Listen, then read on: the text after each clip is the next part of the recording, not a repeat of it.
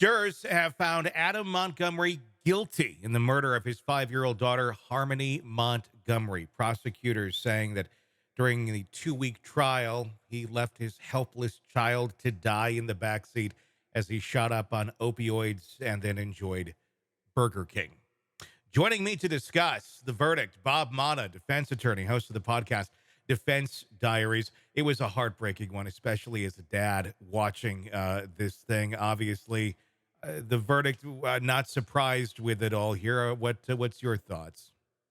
Yeah, same. Tough one. As you said, as a father, I can't even wrap my mind around how a parent could do that to their child. So it was an extremely difficult one for me. I had an extreme dislike for him. And I'm a defense attorney, presumption of innocence. But as soon as I heard that he had punched that sweet little girl 5 times in the face with a closed fist, I threw that out the window.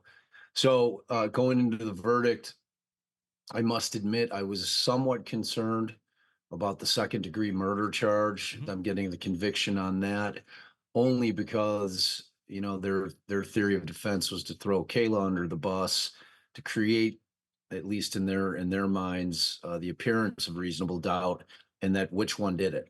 Mhm. Which strategically, when he conceded to the abuse of a corpse and the other charge that he conceded to just before trial, strategically, I think they were doing that because the jury was made aware of it, Mhm. so they knew that was a thing that he had basically taken responsibility for, which means that he was around her dead body.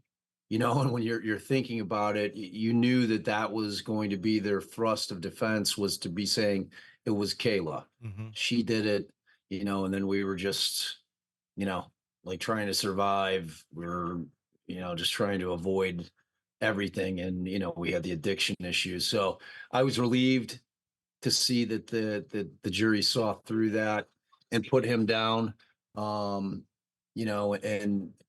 that particular situation is what was dictated. Mhm. I mean, that's what was called for. He needed to be found guilty of that. I think that the beating that he submitted her to is what ultimately killed her. I think that we heard enough from him to know, in his statements to his brother and to others that came out at trial, that he knew that he had done the damage. I thought that the closing by the state was exceptionally powerful as Mhm. well. Yeah. So, but I was a little worried Yeah. that the verdict took so long. I was thinking 15 minutes. Yeah. Yeah. Like, let's wait for 20 minutes just to make it seem like we talk about something, and however long it takes to fill out the verdict sheets. Yeah. But, I mean, they did what a jury's supposed to do. And they discussed it, obviously, and deliberated, and then came back with the right result. Obviously found guilty. Was this a foolish defense on his part? Could he have gone a different direction? The only thing that came to my mind was, I guess owning it to a certain extent of, uh, I did this horrible, horrible thing. I was on opioids. I have a rage problem. I should not have done this. This was horrible. But this happened. And because I care about my daughter, I didn't want to just leave her or throw her away. I carried her around all these months. I mean, could it have been spun a little differently to a jury of, here's a father who did something horrible and he kept the daughter's body, not out of malice, but more so because he just didn't know what to do and he didn't want to just discard the body of his daughter. I don't know.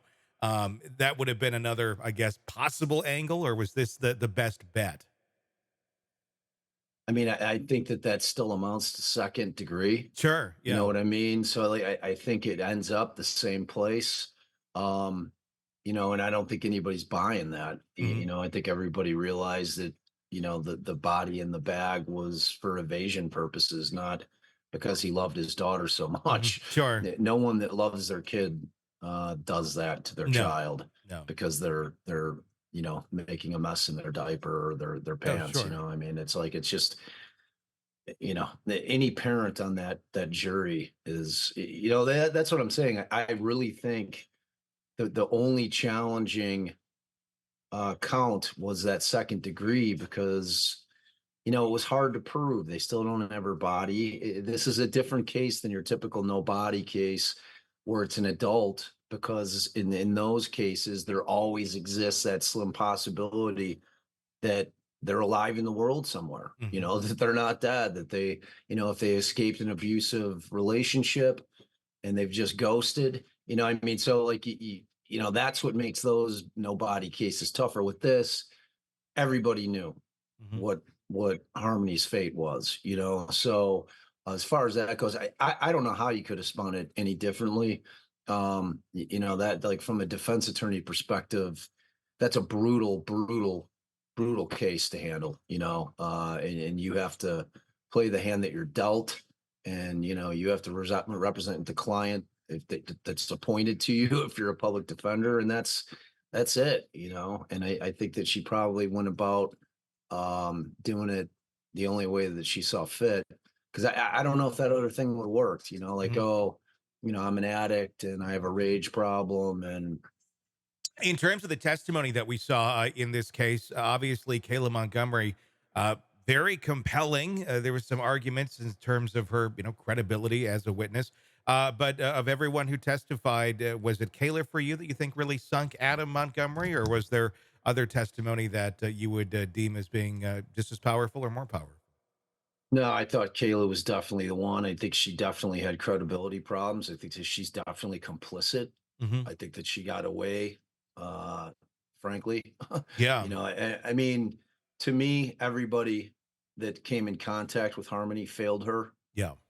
Everybody, from starting with the court systems, Hmm. I mean, as soon as he got his hands on her, and he just was ill prepared to deal with her, what her challenges were. And, then when you couple that with his addiction and his rage problem, I mean, it was a recipe for exactly what happened. But yeah, she was very powerful. And I thought Kevin was powerful. I mean, Hmm. he didn't say a ton, but what he did was powerful.